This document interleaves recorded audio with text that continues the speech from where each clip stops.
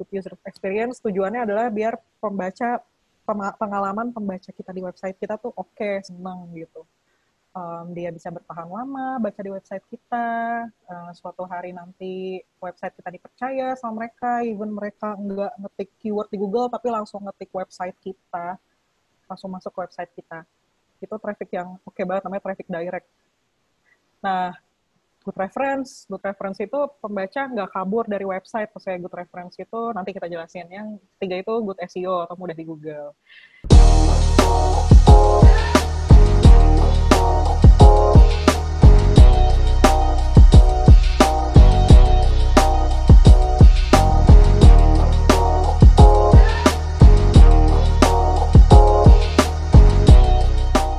Satu-satu.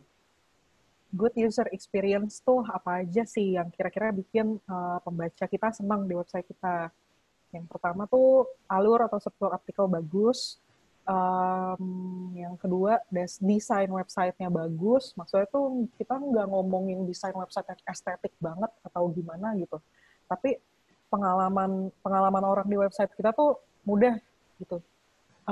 Ya, website-nya nggak ribet kali ya untuk website-nya nggak ribet. Bener, kayak apa ya?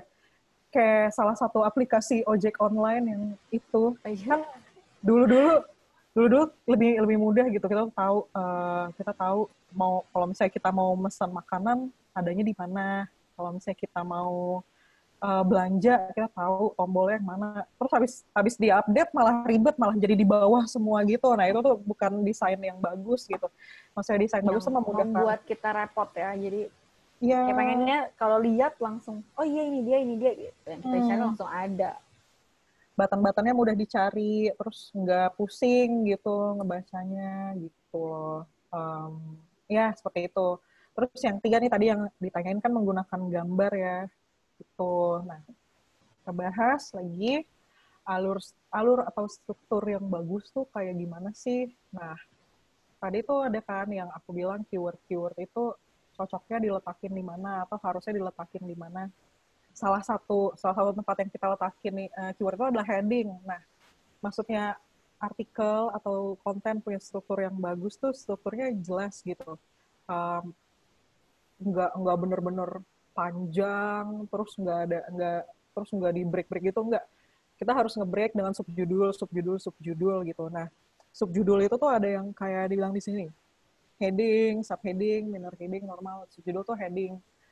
Heading tuh maksudnya H1, subheading tuh H2, minor heading tuh H3. Nah, ini tuh yang normal. Salah, balik. Heading ini H2. Ini mulai dari H2 karena H1 tuh adalah judulnya. Gitu. Nah, yang dibilang H2 tuh adalah ini subjudul gede. Terus udah gitu masukin lagi tulisannya. Terus ini masuk ke H3, subjudul yang kecil. Jadi tuh apa ya, akan bagus kalau kita pakai subjudul yang tepat gitu. Jadi nggak langsung tulisan semua, tapi kita break dengan subjudul yang tepat. Dibacanya juga lebih enak sih Mbak sebenarnya kalau kayak gitu kan kita baca di website. So iya benar, good user experience, bacanya enak. Terus apalagi desain website bagus tadi udah kita maksud seperti itu. Terus gunakan gambar. Tuh. Jadi kayak di sini nih kita bisa masukin gambar nih di tiap subjudulnya, di bawah tiap subjudul tuh masukin gambar. Terus udah gitu di gambarnya kita kasih caption, kita kasih alt image. Alt image tuh maksudnya kita namain fotonya sesuai dengan keyword kita. Jadi tuh kalau misalnya kita googling, misalnya kita tentang cara memilih sepatu, misalnya gitu. Terus di subjudul 1 tuh kita masukin apa gitu, sepatunya harus apa gitu. Terus habis itu kita masukin gambarnya nih. Nah, gambarnya kita namain nih, cara memilih sepatu. Gambar itu udah mengandung keyword berarti. Ntar kalau misalnya kita googling cara memilih sepatu dan syukur-syukur konten kita udah masuk nih di page 1, si image itu juga masuk di Google Image gitu. Jadi nggak cuma dua-duanya sama-sama masuk ya. Dua-duanya sama-sama masuk ke page 1 gitu. Jadi foto selain bagus untuk estetika, untuk pengalamannya juga bisa nge-boost. Bisa nge-boost juga karena SEO itu ya Mbak. Terus good reference, external link, internal link, anchor text. Tadi udah aku omongin ya, kayak udah deh tadi. Udah deh Terus, di atas external link, internal link. nah kalau oh iya, balik lagi internal link. Internal link itu kan gunanya selain apa ya? Selain itu bagus untuk SEO, dia tuh bisa kayak gini nih, kalau misalnya kita kita klik website kita, terus habis itu masuk ke halaman lain di website kita, terus masuk lagi halaman lain di website kita, orang tuh bertahannya lama di website kita. Itu membantu biar authority website itu naik gitu. Jadi itu salah satu concern yang oke juga gitu loh, untuk nge-boost website kita masuk ke page one. Nah Dan itu supaya juga diingat sama orang lain ya Mbak. Orang-orang bener. pengen biar ingat gitu. Klik satu dapat yang lain, satu dapat yang lain. Hmm, Nah, salah satu cara yang lucu juga gitu untuk dilakukan gimana cara orang bertahan lama tuh adalah bikin konten resep. Soalnya kalau saya Dibuka resep kan terus tuh ya di dapur dibuka ya. Dibuka. terus. Iya, dibuka terus sambil masak gitu. Orang-orang mungkin buka website apa cuman berapa menit gitu. Kalau misalnya konten resep kok, kalau misalnya dianalisis lama banget nih orang nggak bisa 2 jam. Oh iya, kan dibukanya sambil masak. Bener juga tuh. Karena konten resep tuh oke juga sih. Gitu.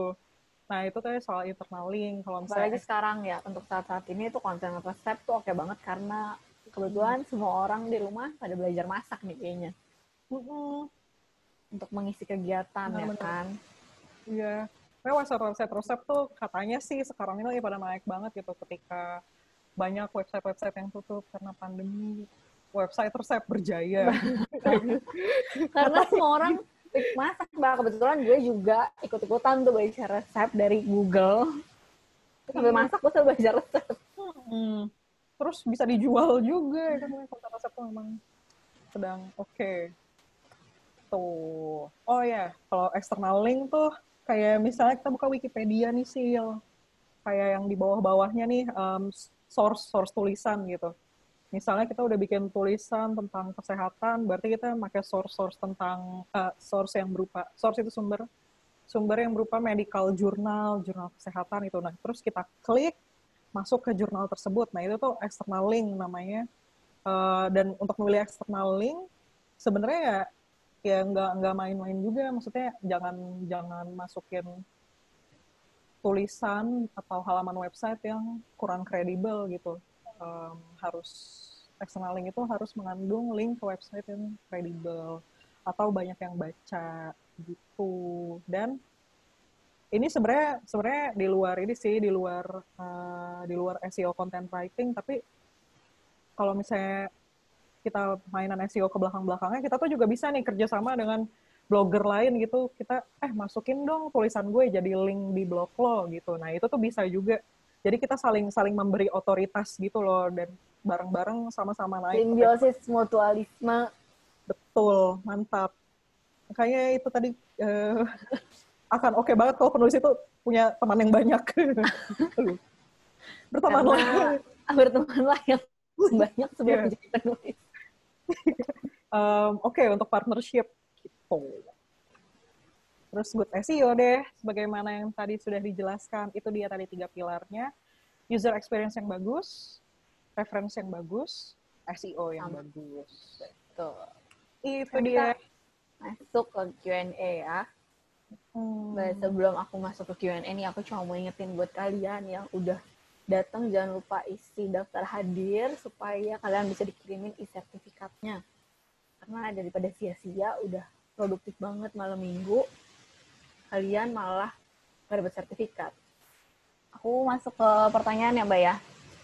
Boleh. Dari Muhammad Elfansyah. Tools yang gratis ada nggak, Kak? Yang tadi ya berarti. Google High ya dong. Tools yang Sebenarnya gratis, yang mager.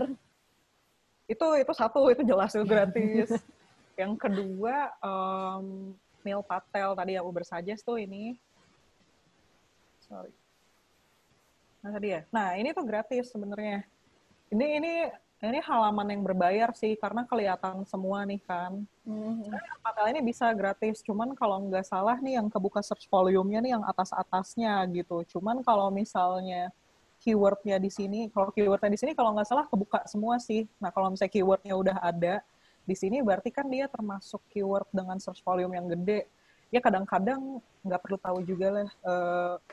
Bukan maksudnya nggak perlu tahu. Kadang-kadang ya udah ambil aja yang ada di sini. Nah itu gratis. Terus Ahrefs bayar kalau nggak salah $99 gitu sebulan apa setahun, lupa bayar pokoknya. Terus Google Suggest, terus ada keywordtool.io, keywordtool.io itu juga bisa berbayar tapi bisa free juga, cuman ya itu kalau misalnya free fitur-fiturnya nggak nongol semua, cuman ya masih bisa lah kita pakai. Segala sesuatu yang free memang nggak lengkap, Mbak. Iya. Cuman Tapi googling lagi ya kayak untuk pemula ya masih nggak apa-apa lah ya pakai yang free. Cuman kalau misalnya memang udah pengen jadi penulis yang benar-benar penulis, kayaknya ya agak modal dikit ya, Mbak. Iya, atau nebeng akun temen yang udah. Iya, boleh banget tuh, bener nebeng akun temen. Atau kalau Bener. enggak beres setengah-setengah, Mbak, biar birit ya nggak sih? Iya, itu tadi aku nggak bercanda pas bilang better penulis tuh harus punya banyak teman. Itu tuh emang Itu teman-teman harus ya, memang harus. Benar-benar. Siapa tahu dimasukin linknya ke blognya dia, satu-satu lama-lama jadi oke. Nebeng toolsnya dia gitu. Betul banget tuh. Gitu. Ya itu sih tadi palingan lewat Google Suggest, keywordtool.io atau si ini Uber Suggest ini itu bisa sih bisa free gitu maksudnya. Mostly aku kadang-kadang juga males login gitu, maksudnya ya pakai yang berbayar gitu sih, cuman kalau males login, oh ya udah nih ada nih keywordnya, biar penulis ya udah kita pakai ini aja keywordnya gitu, nggak apa-apa, gratis, it's fine, bisa dipakai. Oke, semoga jawabannya membantu ya, Mas Muhammad. Ada pertanyaan lagi dari Aries. Kadina punya artikel hasil tulisan sendiri yang menurut Kadina terbaik karena masuk page one dan atau punya traffic yang besar. Sorry, gimana? Kadina punya artikel hasil tulisan sendiri yang menurut Kadina terbaik dan masuk page one dan atau punya traffic yang gede.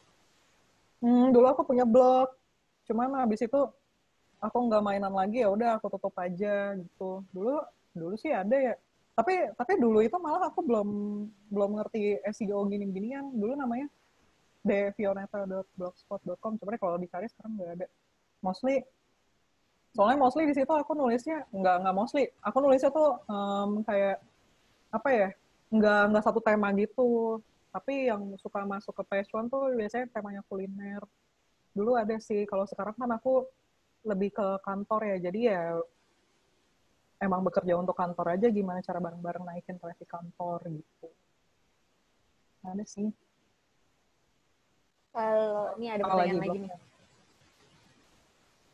Dari Aang Fahrul Rozi, cara menebas seorang penulis yang suka duplikat konten kita gimana, Kak? Serem banget nih kayaknya. Cara apa? Cara menebas seorang penulis yang suka duplikat konten kita gimana, Kak? Tebas banget. Aduh, Mas, serem banget. Aku takut mau ditebas. Sebenarnya kalau misalnya emang konten kita original, kita masuk pertama, kita udah duluan masuk ke Google, ya udah nggak masalah. Kan ini kontennya dia yang nggak bakal masuk ke page one Google. Maksudnya kalau misalnya emang dia kan ngeliat duluan juga kan, makanya kayak kalau misalnya website berita tuh penting untuk menulis cepet, masukin cepet-cepetan. Nah itu tuh ngaruh juga ya kalau misalnya emang kamu udah nulis, terus udah masuk page one, terus ada orang yang ambil tulisan nge-copy tulisan kamu, ya udah biarin aja. Kan tulisan kamu yang udah dapat authority-nya, page kamu yang dapat authority gitu.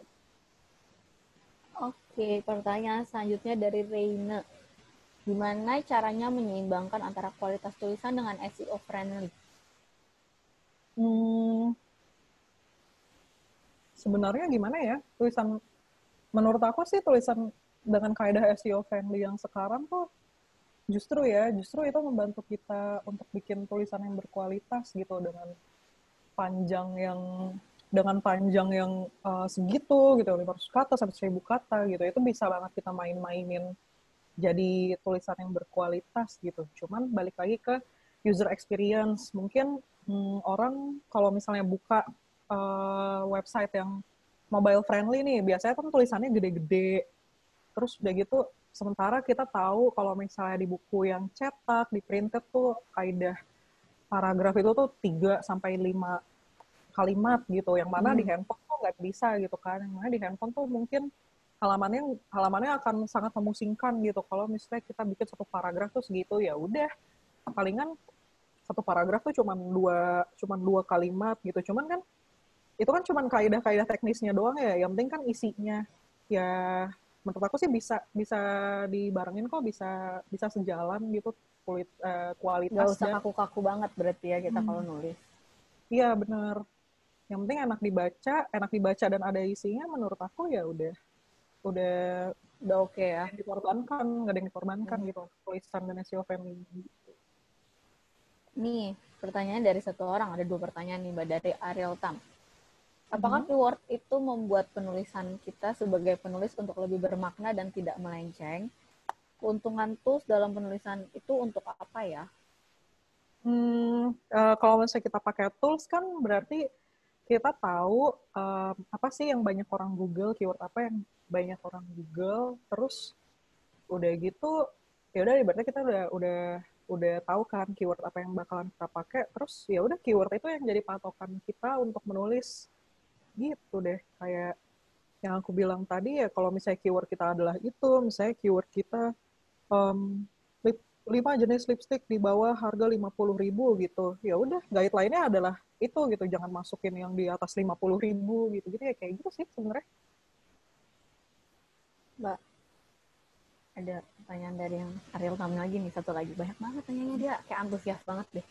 Mantap. Dalam Habis ini artikel ini, supaya orang itu lebih menarik bacanya, bagaimana tipsnya supaya lebih menarik? supaya lebih menarik ya kamu mesti banyak baca sih, maksudnya kalau kamu banyak baca, kamu banyak Lebih nulis, banyak pengetahuan ya kan sebelum pengetahuan. menulis. Dan sebenarnya kalau misalnya kamu banyak baca, kamu jadi bisa ngejudge gitu, bisa tahu tulisan yang bagus tuh kayak apa gitu. Ya udah menulislah dengan apa yang sudah kamu alami ya, dengan pengalaman kamu gitu ya. Orang Karena penulis pasti beda-beda ya setiap orang. jadi kayak ya kalau misalnya kamu udah enak bacanya, kamu ngerasa strukturnya benar, enak, ya udah pede aja. Mbak dapat ini nih dari Warista Asri. Serasa ditampar soal tulisan. Makasih Mbak Dina. Ditampar. Kok serem banget. Ya, sama-sama belajar, aku juga masih belajar kok. Nih, dari Michael, Mbak. Ada pertanyaan. Kak, bisa dijelasin tentang clickbait nggak? Biasanya kan isi sama judulnya nggak nyambung, tapi sering muncul di pencarian teratas. Itu gimana ya? Clickbait tuh Clickbait biasanya kita punya webinar baru lagi nggak sih? Banyak banget ini. itu biasanya media sih. Clickbait tuh biasanya suka di ini ya, media-media gosip. Menurut aku kalau misalnya media-media gosip itu udah lama mah emang udah apa ya? Authority-nya tuh udah tinggi gitu. Jadi ya itu yang dibilang 90% tuh sebenarnya SEO ada di belakangnya, teknikalnya. Mereka mah emang udah lama berdiri, website-nya udah bagus, udah top of mind, ya udah suka-suka mereka tuh nulis clickbait. Kalau misalnya kita masih berusaha ya kurang-kurangin. Kalau backlink penting nggak sih, Kak? Pertanyaan dari Am Fahrul Rozi. Nah, itu dia backlink. Backlink itu sebenarnya aspek SEO page juga. Itu penting. Sebenarnya sih penting, kalau misalnya ada budgetnya penting. Ya selain ada budgetnya, ada temennya gitu. Maksudnya backlink itu adalah kayak gini. Kita tuh ngasih tulisan kita tuh sebagai link di website lain. Jadi tuh misalnya kita punya teman ada 10, terus kita minta tolong ke mereka, tolong dong bikin tulisan tentang apa gitu, tentang apalah pokoknya dengan tema yang sama, terus masukin dong link blog gue gitu di situ. Berarti kita udah punya 10 backlink gitu. Berarti Google tuh membacanya adalah, wih tulisan kita bagus banget nih. Ada 10 orang yang pakai tulisan kita jadi sumber di tulisan dia. Google Jadi, ngebacanya kayak gitu. karena Google kan cuman mesin ya kan, dia bot. Bener. Cuman ya gimana ya, biar biar ya jadi ya penting penting sih backlink tuh. Cuman ya kalau Kalau ada budgetnya, kalau misalnya nggak ada budgetnya kan kalau sayang ya, mending buat makan. bener banget. Dengan buat makan, jadi kita irit budget ya kan. Zaman sekarang tuh harus irit budget, Mbak. Kalau kata Mbak Warista Asri nih, berarti sekarang harusnya mata Aku pelajaran. tahu itu siapa. Saya baca. Berarti sekarang harusnya mata pelajaran SEO ini harus masuk jurusan jurnalistik ya. Aku dulu kuliah jurnalistik, Mbak. Tapi nggak ada sih SEO. Bukan jurnalistik, aku nggak tahu. Tapi dulu aku jurnalistik nggak ada SEO sih. Tapi memang kayaknya perlu deh, karena kan kita sebagai jurnalis kan nulis ya ujung-ujungnya juga. Biarpun mungkin ada yang jadi reporter, tapi kan kita juga butuh ngerti lah dikit-dikit tentang SEO. Iya sih, harusnya ya jurnalistik kan takut ada anak jurnalistik baca, tapi emang iya sih. Harusnya kan jurnalistik udah bergerak ke arah digital ya. Cuma deh itu lagi, mereka merasa perlu apa enggak gitu. Biasanya kan website-website kayak gitu authority-nya udah gede, mereka punya budget ads yang gede gitu. Siapa tahu dari belakangnya udah bagus gitu, terus bisa nulis suka-sukanya, ya nggak tahu juga gitu. Tapi kalau menurut aku sih penting, menurut aku. Ada pertanyaan dari Dimas, Mas Dimas bagus. Iya, kenapa? Kan nanya dong, menggunakan keyword mending berdasarkan KBBI atau berdasarkan kata kunci yang sering dipakai orang? Kenapa ya dia nanya? Kenapa sih Mas? Berhubung ya. Apa tadi pertanyaannya, KBBI atau lewat apa? Menggunakan keyword mending berdasarkan KBBI atau berdasarkan kata kunci yang sering dipakai orang? Ya, kata kunci yang sering dipakai orang. Karena satunya namanya Dimas Bagus ini bos aku di kantor, aku takut. Dulu dia yang bantuin aku loh. Dia spesialis di kantor aku. Tapi dia nanya, makanya aku nanya, kenapa sih dia nanya? Kayaknya boleh deh besok-besok webinarnya Mas Dimas nih yang ngomong nih tentang SEO spesialis. Iya, SEO page-nya. Dari pertanyaan lagi nih Mbak, bagaimana jika untuk menulis, untuk menambah ilmu dalam blogger, gimana ya agar tertarik? Apakah menjadi CEO itu sibuk dan terlalu bekerja keras? CEO Mbak. Gimana? Bagaimana jika untuk menulis, untuk menambah ilmu dalam blogger, gimana ya agar tertarik? Apakah menjadi CEO itu sibuk dan terlalu bekerja keras? Aku agak kurang paham sejujurnya. Maksudnya apa enggak? Maksudnya ini kali untuk bikin tulisan menarik tuh, untuk bikin tulisan SEO friendly yang menarik tuh apa harus bekerja keras ya? Ya semuanya emang harus bekerja keras. Iya. Banyak liatin update-nya, coba nulis sendiri gitu sambil ngeliat-liatin, sambil analisis juga, diaudit juga nih konten kita masuk nggak sih nih ke page one Google ya gitu-gitulah pokoknya. Iyalah harus bekerja keras. Harus bekerja keras kita tuh. Iya. Kalau bekerja keras. Dari pertanyaan dari Agnes Anandita, bagaimana caranya untuk mencari tahu perubahan algoritma Google, Kak? Ini sih biasanya website-website kayak Yoast. Oh iya, tadi ada yang aku lupa sebutin tuh, ada juga tuh Yoast SEO gitu. Maksudnya ada website-website yang bisa kita jadiin panduan untuk melihat update-update kayak gitu. Aku lupa tulis di sini. Nanti ya kalau misalnya udah masuk YouTube aku taruh di komen. Ada namanya Yoast SEO. Terus ini ada yang nanya Yitos masih relevan enggak? Ada yang nanya Yitos masih relevan? Masih relevan nggak? Masih relevan nggak? Pas banget kamu ngomong, pas banget nih aku lagi nyelesain pertanyaan-pertanyaan. Tahu aku Yoast juga update terus sih. Jadi kalau misalnya Yoast itu tuh kayak gini, Yoast itu tuh sebenarnya plugin tuh gimana ya? Ya pokoknya itu salah satu tools yang bisa ngecek tulisan kamu udah SEO friendly apa belum gitu. Setahu aku sih Yoast itu di-update terus gitu. Jadi ya kalau kamu update terus sama pluginnya mungkin masih bisa. Cuman ya sekali lagi kan itu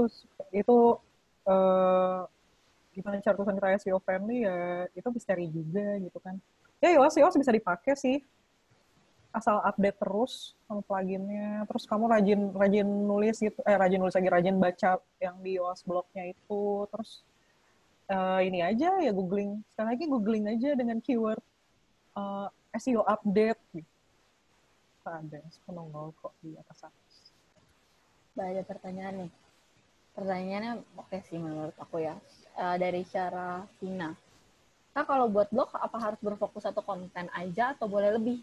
Jadi mungkin maksudnya kayak pertanyaan aku dulu kali ya Mbak ya, kayak bikin resep masak aja, terus atau ada fashionnya juga, ada apanya segala macam gitu. Mungkin gitu kali ya. Bergantung sih, maksudnya bergantung kamu ngejualnya apanya gitu. Misalnya kamu udah apa ya, udah jadi selebgram gitu. Tapi biasanya orang jadi blogger dulu jadi selebgram. Tapi ya kalau misalnya kamu udah punya branding yang bagus, nulis hal yang macam-macam di blog kamu ya nggak apa-apa gitu. Tapi kalau misalnya emang kamu minat sama satu hal ya better tulis apa yang kamu tahu aja nggak sih gitu. Kayak misalnya kamu minatnya ke kuliner ya udah tulis aja tentang kuliner. Kadang-kadang mungkin kamu makeup ya, kadang-kadang masukin konten itu, cuman ya mostly ada garis besarnya gitu. Kamu bikin konten tentang apa atau ya udah. Kalau dari awal emang kamu pengen bikin satu website tentang satu tema itu ya udah setialah pada tema tersebut gitu. Mbak, ini banyak banget ya pertanyaan yang mungkin kita nggak bisa kita sebutin nih malam ini karena ini pertanyaannya banyak banget. Mungkin tim boleh ikut, boleh nanti dibikin Q&A lagi sendiri webinarnya. Sabi. Khusus untuk jawabin pertanyaan-pertanyaan kalian nih yang belum kejawab. Banyak banget pertanyaannya. Ya, mungkin boleh sih tim boleh ikut nih bikin lagi webinar. Khusus menjawab pertanyaan di cara menulis SEO yang friendly ini. Bersama dengan Mbak Dina. Apa ya, banyak ini aja, saya banyak Google gitu, maksudnya banyak Google ya, banyak tanya sama temennya yang udah establish duluan, terus banyak baca, banyak liatin update-nya. Sebenarnya sekali lagi semua hal itu bisa dicari di Google. Betul. Google tuh punya segalanya, Mbak. Kenapa? Google tuh punya segalanya, tinggal ketik aja keluar semua. Pokoknya pengetahuan itu ada di ujung jari kamu. Betul, tinggal ketik. Semua ada di genggaman, Mbak, sekarang. Tuh. Aku mau info nih ke kalian, ke yang udah hadir nih, kalau boleh ikut tuh lagi buka internship. Internship-nya itu kita punya di bagian content writer, desain grafis, dan social media spesialis. Kalian boleh banget kirim CV kalian ke boleikut.id@gmail.com atau kalian bisa langsung DM ke IG-nya boleh ikut. Terus, aku mau ngumumin kalau minggu depan boleh ikut bakalan punya webinar lagi, tapi kita kali ini bukan di Malming nih Mbak webinarnya. Hari apa tuh? Nah, di hari Kamis. Tanggal 21 Juli. Hari Kamis 21 bukan sih? Bukan ya? Selasa, Mbak, berarti. Selasa 21 Juli 2020. Temanya tentang kurban untuk milenial. Yang bakal jadi pembicaranya adalah CEO muslimapp.id. Jadi buat kalian yang pengen ikut webinarnya, kalian nanti bisa istilahnya registrasi di Instagramnya boleh ikut. Ya, ada linknya biasanya ya di situ. Silakan. Terus semua webinar kita kalian bisa banget nonton ulang yang kalian misalnya kelewatan atau telat masuk atau yang udah keluar duluan mungkin nggak punya waktu pengen malming sama pacarnya, kalian bisa rewind ini webinar kita di YouTube-nya boleikut.id. Jangan lupa buat di subscribe karena semua webinarnya bakal dimasukin ke sana. Buat yang ketinggalan. Terus kalau kalian punya suggest kira-kira apa ya yang boleh ikut bisa bikin webinarnya lagi, kalian juga boleh DM ke boleikut.id supaya kita juga bisa kasih ke kalian webinar apa lagi nih yang kalian pengen tahu. Saya juga butuh suggestion ya. Iya, betul banget. Jadi kita bakalan kasih kalian kebutuhan kalian juga, bukan cuma yang kayak, pengen bikin ini gitu. Tapi kita juga pengen tahu sebenarnya kalian tuh butuh apa sih. Tuh. Gitu deh. Nanti boleh nggak ya kita minta boleh ikut buat bikin webinarnya lagi nih, biar Bagi bisa jawabin pertanyaan yang banyak banget ini. Mungkin di lain kesempatan kali ya. Sorry banget. Iya. Maaf banget buat kalian yang udah nanya. Masih buat kalian yang udah hadir di hari Sabtu ini bersama dengan kita berdua. Semoga Makasih kalian gak bosen lihat muka kita berdua. Terus ini ada yang bilangin Mbak bikin soal sosial media spesialis dong. Nanti bakal direkap sama boleh ikut. Boleh ikut nanti bakalan bikin webinarnya kali sosial ya. media. Ya, apalagi sosial media yang powerful banget kan sekarang ini. Iya, betul. Karena Bisa semua jadi orang jualan pakai sosial media sekarang. benar. Udah nggak pakai offline gitu kan sekarang udah lumayan agak sulit ya. Iya, kan pandemi yang takut keluar jadi betul. Oh iya, kalian jangan lupa juga buat isi daftar hadir karena kita bakal kirim sertifikat sama materinya juga. Buat kalian bisa baca-baca ulang materinya di rumah. Dan mungkin bisa langsung dipraktekkan untuk bikin blog. Udah 9:30 nih, mungkin ada juga yang mau punya acara, Mbak. Gimana kalau kita tutup aja nih webinar kita malam ini? Benar-benar. Kayak ini kali ya foto dulu kali sih ya. Kita foto dulu kali ya rame-rame ya. Boleh kali kalian open kamera kalian. Iya, open terus kamera. Kita foto bareng nih, karena kita kan udah malam mingguan bareng ya kan. Malam minggu yang super duper produktif ini. Produktif. Minggu depan kita produktif lagi nggak ya? Sama boleh ikut nih? Tuh, di hari apa tuh ya? Hari Kamis ya? Hari Selasa. Tapi mungkin hari Sabtu bisa aja ada kali ya webinarnya. Mungkin ada juga di hari Sabtu. Mas. Oh iya, ini aku stop share dulu deh. Iya, stop share dulu, terus kita foto bareng. Wow, rame. Mas boleh ikut buat 1.000 juta fotoin miliar kita. Orang. Boleh tolong Mas boleh ikut fotoin kita rame-rame. Makasih ya buat kalian yang udah hadir. Hitung ya Mas ya? Kamu yang hitung Mas. Ayo. Senyum. 1. Hitung. Itu sih. Iya, yang 2, 3. Siapa nih? Admin dong yang hitung. Admin dong. Admin dong. Admin dong yang hitung. Yo, 1, 2, 3. Udah lagi apa enggak sih? Udah banyak. Oh. Makasih banget kali gue di foto. Thank you semua buat kalian yang sudah hadir. Sampai jumpa di webinar boleh ikut.id berikutnya. Dadah. Thanks a lot ya. Thank you Mbak Dina yang sudah memberikan materi yang bermanfaat. Makasih juga Prisil, aja dan semua yang udah ikutan. Terima kasih. Makasih. Jangan bosan-bosan ya. Jangan bosan ya melihat muka kita dan kebawelan kita.